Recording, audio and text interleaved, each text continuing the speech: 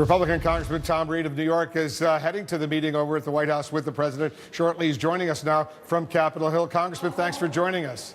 Thanks for having me on, Wolf. All right, let's get through some of the specifics. The president seems to be backing away from his promise a few days ago to raise the age limit from 18 to 21 to purchase rifles throughout the United States. You think where do you stand on that? He clearly says he's willing to fight the NRA over some issues, but on that he seems to be moving back towards the NRA position. Well, I think that is part of the conversation that we're having up here on the Hill, and rightfully so. But I think conversations like the prior reporter just indicated, things like fixing the background check system, making sure the data is up to date and fluent in order to be the best functioning system that we could potentially have. So not only the age issue, but fix the NICS is an opportunity to maybe address some of these issues. But one of the things that's given me optimism, Wolf, about maybe a bigger picture issue that's arising, a lot of folks are asking, what happened with Nikolas Cruz? What happened with this shooter?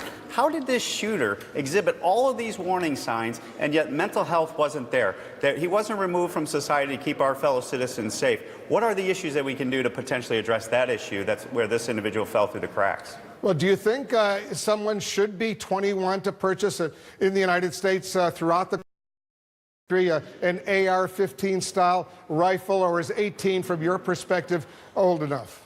Well, I'm open to that because, I mean, you can buy a six-pack of beer at 21 and not 18. Maybe the same logic obviously can apply to a weapons purchase. So I'm open to that conversation. But if we think that's the only thing that's going to solve this problem of mass shooters in America, to me, I want to take on the bigger issue and solve the problem for the American people back home. And that's where this mental health component of it. I've never seen a conversation up here about that. And it's starting to happen because you have Nikolas Cruz, which appears to be the poster child for a mentally deranged individual that gave every warning sign that there is something wrong here, yet the system failed, and we failed the American people by not making sure the system was working. Yeah, certainly there are a lot of issues that have to be addressed, including, as you point out, mental health.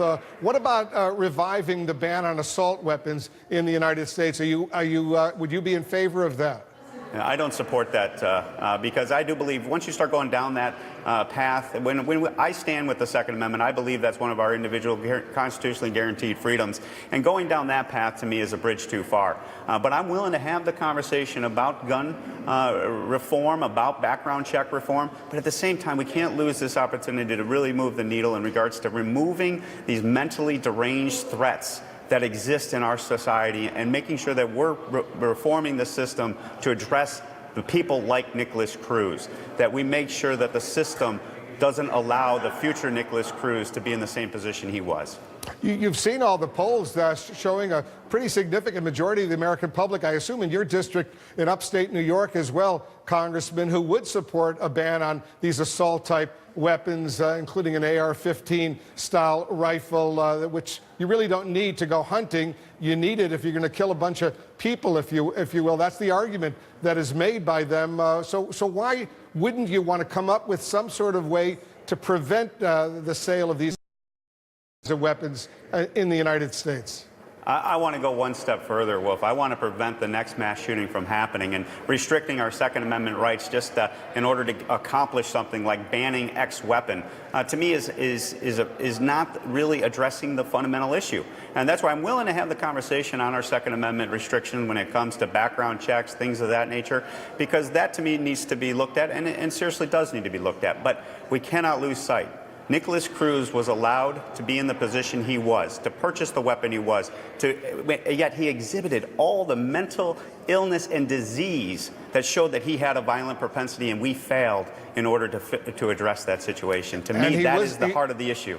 And he was able to go out there and legally, in the state of Florida, you only have to be 18, legally purchase an AR-15. If there were no AR-15s that you could legally purchase, he might not have killed as many students and faculty over there at that high school.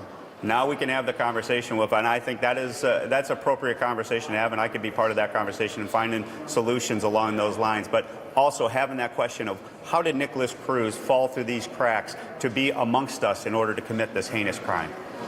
Georgia's Republican lieutenant governor is vowing to punish Delta Airlines or any other business that cuts ties with the NRA. So essentially saying you must either be with the NRA or you're going to be punished with additional taxes in your state. Do you agree with that? You know, the NRA is not the monster. In my opinion, who the monster is Nicholas Cruz. He needs to become the poster child across America to say, this is the type of individual that's a threat to America.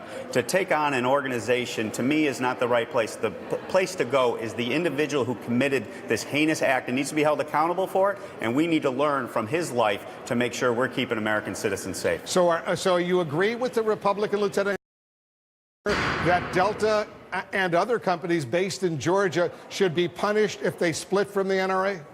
No, I think I'll let all the businesses make their own choices. I'll make them make those decisions on their own.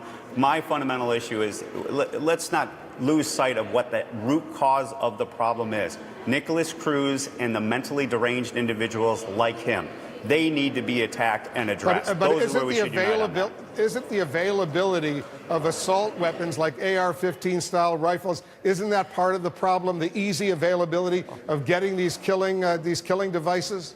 And Wolf, you're absolutely. That's where making sure we have a background check system that's working, that making sure that people that are exhibiting these mental disease, these violence propensities, are in a situation where they're potentially restricted from accessing those weapons that they commit these heinous acts with. I'm open one final to that question, Congressman Reed, before I let you go. Are you in favor of closing up the loopholes if you buy these kinds of weapons at a gun show or on the internet?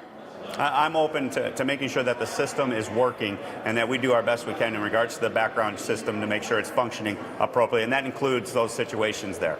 At gun shows and on the internet, so you would be in favor of ending those loopholes? Well, any type of loopholes in the law, any type of program where the functioning of the system isn't working, I'm open to fixing it. So let's see how that debate goes. But fundamentally, Nicholas Cruz and the people that are exhibiting diseases like that need to be addressed, and we have an obligation to the American people to focus on that. All right, Congressman Reed, thanks.